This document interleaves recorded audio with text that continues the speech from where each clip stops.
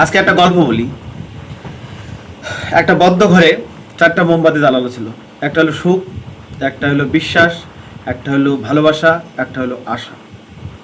কোনো কারণে সুখ মোমবাতিটা নিভে গেল। বিশ্বাস ভাবলো যেখানে সুখ নেই সেখানে আমার তো কোনো মূল্য নেই, সেও নিভে গেল।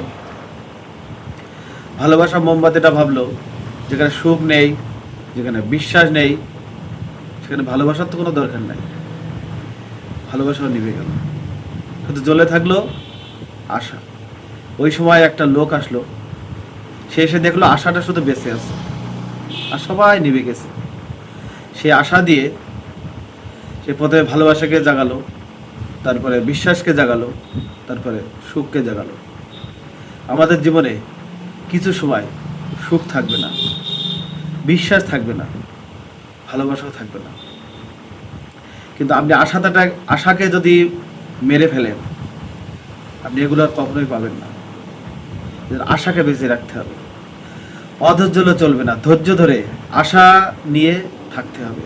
দেখবেন একদিন ভালোবাসা আসবে, বিশ্বাস আসবে, সুখ আসবে। আশা আপনাকে বাঁচিয়ে রাখবে। ধন্যবাদ সবাইকে।